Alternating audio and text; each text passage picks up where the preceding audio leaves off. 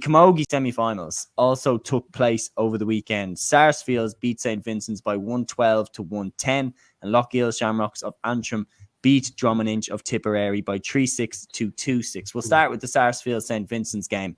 112 to 110, as I mentioned. Siobhan McGrath's 46th minute penalty was the key score, in my opinion. No doubt about that. Vincent had been kind of hanging in the game. I do have to say they were very reliant on the frees from Aisling Marr.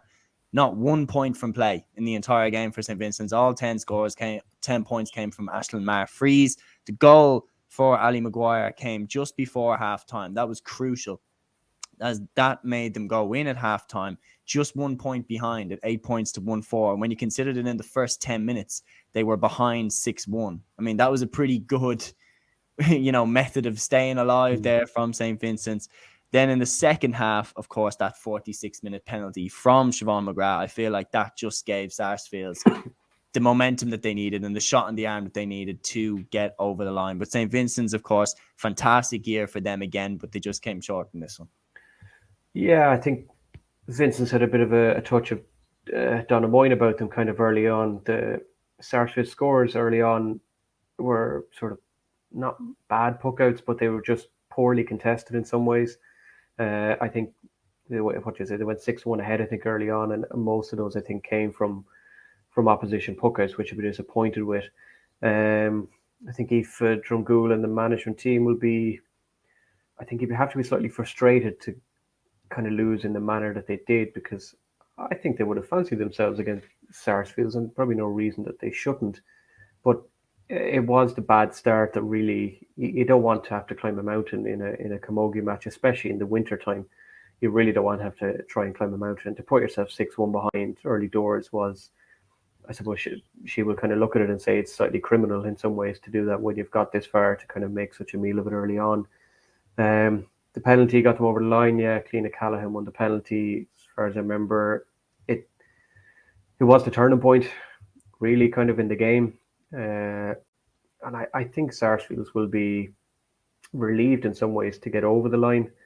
And I think Vincent's will look at it as a huge missed opportunity to get one over on Sarsfields. They're a well-experienced side as well. To not score from play is probably the killer fact and stat that comes out of this for Vincent's, because I can't think of a team that's ever won in All-Ireland without scoring from play.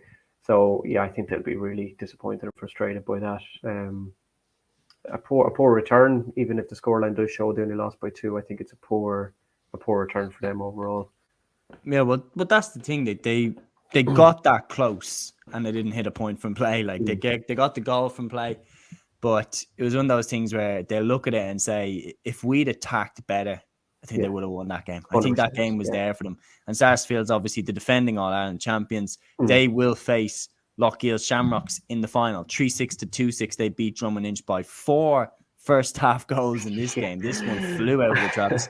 Annie Lynn and Caitlin Dobbin, I hope I'm saying that right, got it for Loughgiel. Miriam Campion and Emer McGrath got it for Drom-and-Inch. I mean, just a mad first half. Drom went in ahead at half time, but then in the second half, Drom had a period of 22 minutes where they were held scoreless. And that, I think, was the crucial moment, because in that period where they were held scoreless, Roisin McCormack hit the third and final goal of the game for Loughgiel Shamrocks. I think that 22 minutes decided the game. Yeah, completely. Yeah, I suppose this game got plenty of publicity. It was on out the road for me here in Kinnegad, and all the talk pre-game was about the pitch and the fact it was covered in what looked like a bit of a sheet of snow and ice on it. But the guys in the camera there, I texted them and they assured me that the pitch was in perfect condition and everything. So neither side, I think, wanted to use the pitch as an excuse for winning or losing in this case. So that 22-minute period, crucial. I think Drom-and-Inch will, a little bit like Vincent's, will kind of look at this and go, lost by a goal, it's one score. Is there something we could have done different? You'd nearly rather have lost by 10 or 12 and at least go, right, look, we were bet on the day. Whereas Vincent's and Drom-and-Inch will both look back now and think, missed opportunity. Was there one decision in that game that we could have done slightly different? The goal for Loughgiel was at Roisin McCormack, because I think you said got it. It is like, you don't want to be on the losing end of a 1-score game, and it will sting. You'll hope they come back next year and try and change things, but it wasn't the greatest of games either. From what I saw from the guys on camera, I saw a little bit from them as well. It didn't look like the greatest game in the world. Conditions, yeah, slippy is probably an understatement as well, but you play the conditions. It's not like one team are playing on the ice and the other team are playing on lovely grass. You both play the conditions to the best of your ability, and Drom-and-Inch will be disappointed. Was it 22 minutes you said they were held scoreless for? I didn't. Yeah, 22 minutes of the second half. Yeah, that's like, you're not going to. You can't get away with that. No. The same way that we've talked about in the previous games, team going long periods and no more than the Downs going so long against Kilmacud. You're not going to come out on the right side of it, and if you do, it's fortune has favoured you somehow, and you need to improve for the next day. So, yeah, Loughgiel I think will go in, even though they didn't perform that well. I would have them as slight favourites over Sarsfields.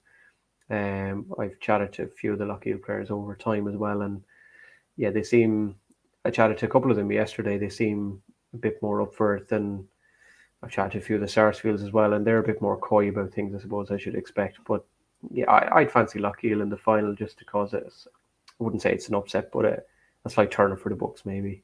Mm-hmm. No, I'm going with the status quo. I'm going with I'm going with Sarsfields to beat Loughgiel. I feel like, look, Loughgiel only hit 6 points in this game, and I know that they hit 3 goals. I know that goals win games and everything that comes. Like, the saying is true, but you're not going to hit 3 goals every time you play. And the fact that they only managed to hit 6 points in this game, when you look at the flip side and you look at how well the Sarsfields defense did on the Vincent's attack, I mean, they have the likes of Ashton Maher in there, like a 2017 All-Star. Like, and the fact that they did so well on that Vincent's attack would lead me to believe they'll do a similar job on this Loughgiel attack. And once the goals aren't coming, they haven't shown me enough of an ability to get points. So I feel like Sarsfields will edge it, but I feel like it will be very close.